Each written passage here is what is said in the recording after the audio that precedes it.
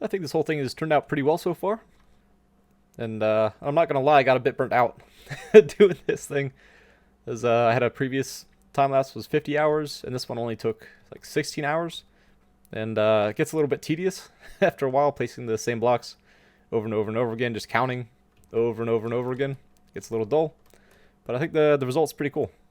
One of the main reasons I decided to build this because my previous perimeter at a double witch hut setup is basically full. At this point, there's not a whole lot of room left in there to place any additional farms. So I figured I'd go ahead and open up a much larger area than before. And I wanted space to not only add some hostile mob farms, but also to give enough distance so that I could have some passive for the peaceful mob farms as well.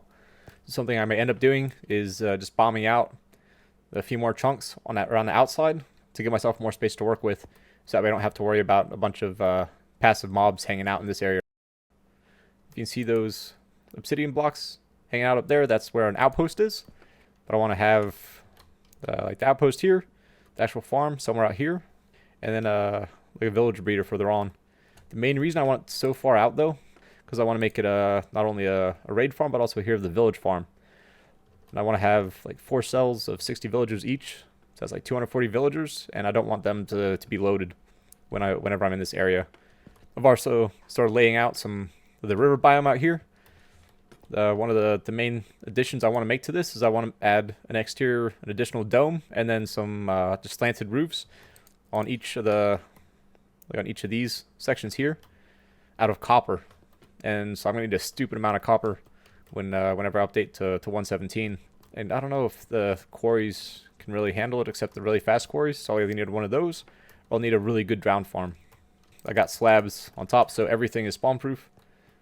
I've already checked it out when I turned the mob switch off, and nothing was spawning anywhere in here, so it looks like I've not actually missed any spots.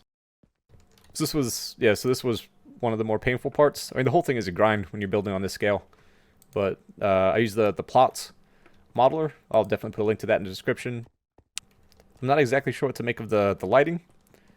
And ultimately, I want to also potentially use copper to add some accents. Because this is huge, but you can't really see anything from below. Or even now, it's really hard to see what's going on, because it's all like a matte black. So I want to have all the farms and the processing stations in different places around the perimeter, and only the filled shulker boxes are going to end up coming into here at the end. And to get into the thing, I came up with just a basic design for a 2x1 piston door. It's very simple, very basic. And this is behind the double chests. I did come up with a design that would light up the lanterns in the front that you can see. Given that I don't know exactly how I want to run the inputs, or like the outputs of the farms or the processing stations yet, I want to just leave this open as is for now. Yeah, if you're building on the scale of this particular project, you do not want to figure out what does or doesn't work in survival. So yeah, I figured out some features or characteristics of the pillars I was working on over here. I was working on some of the upper level stuff.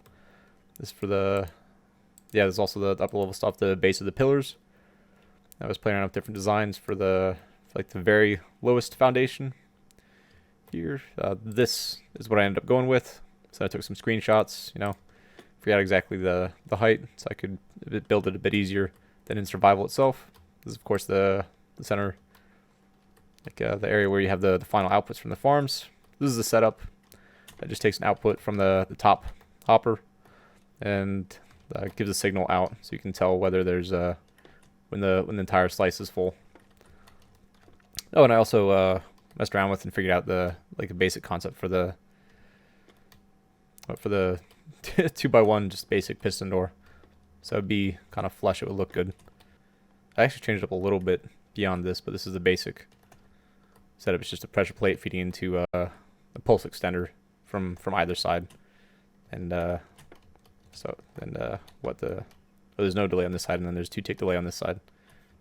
Yeah, and you don't necessarily need to build the whole huge thing. You just need to figure out at least the components, make sure you have stuff that looks good, and figure out exactly the right dimensions and different stuff to use.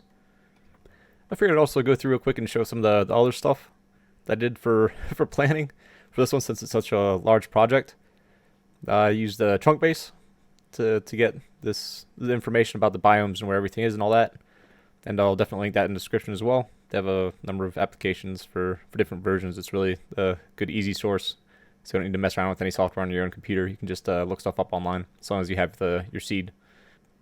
So the initial thing I was looking at is just what the biomes are and where exactly I wanted to set it up. So you have jungle, desert out here, all the way over here. And there's some savanna down here, and then a river. I thought this was good. It turns out all this river here is connected as well, and it'll work better with a player AFK at the bottom in the middle. So I think I may use this river for the new drown farm instead of this one, even though this one is a bit more compact. I later discovered there was an outpost over here as well, so then that made me figure that, hey, I could definitely make a nice a nice raid farm and hero the village farm out this way as well. So I'm just kind of like threw it together, but then also like planning the layout of the design of the central building. I was planning on making some like walkways, some roads all around the four corners. I think I'm going to do that very differently now. But I was also checking out, like, there's a stronghold nearby, the village. There's a village down here. There's a village up here. Just figuring out oh, yeah, there you go. So just figuring out where everything is, coming up with different ideas about what I might be able to do with the area, and just being able to have something where I can draw it out and play around with some ideas on paper is I find really helpful. So you definitely want to check out where all the slime chunks are to make sure they don't interfere with any of your other farms.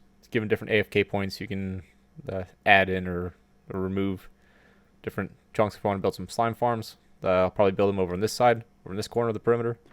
You want to make sure they also don't interfere with any of your other farms. So it's good to make sure you have the slime farms or the slime chunks identified. And also this is from chunk base as well. And I was playing around with a bunch of different ideas about how exactly I wanted the main structure to look and to work.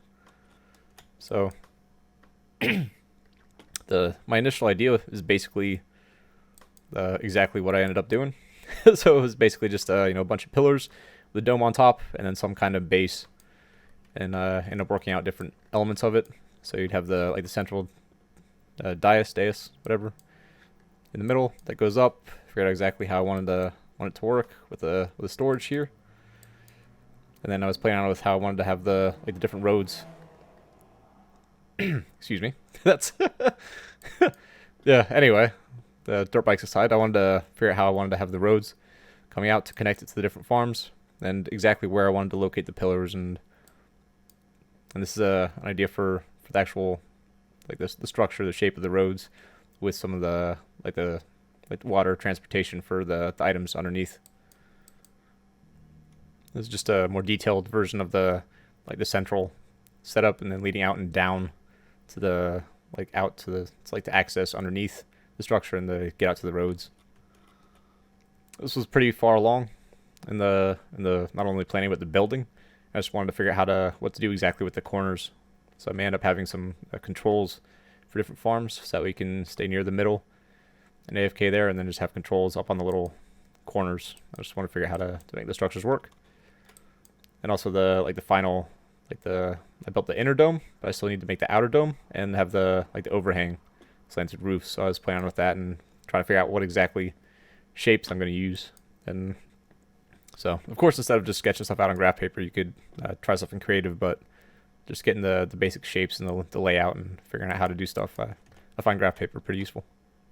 I've never printed anything out from the plots modeling thing before, but for this I figured I might as well.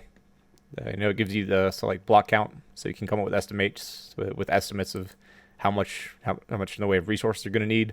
So for this, I was just figuring out exactly where the chunks are and how exactly I can get the pillars to fit underneath the thing.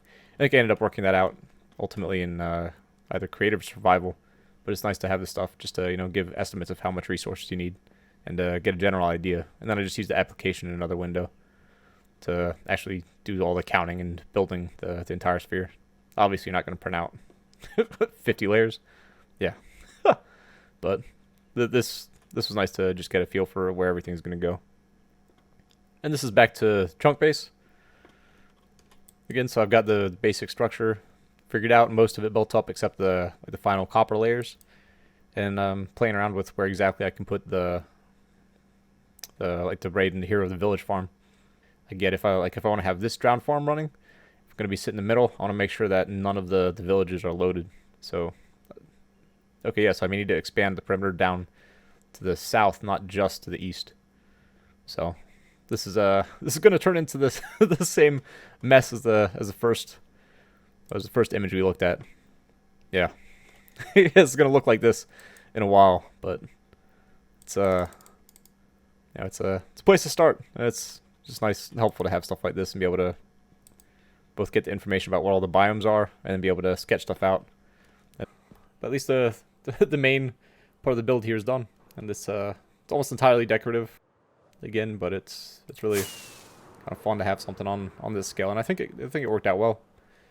I think it looks a little odd at the top at the moment, but I'm hoping that when I get the copper and add the exterior dome and the additional roofing, I think that'll hopefully bring it together and complete the final product. So that's it for this project. For now, it's been a bit of a grind, but the end result is pretty cool, and I look forward to finally completing it when I can update to 117 and get myself some copper. So I hope you found this interesting, kind of cool. Cheers.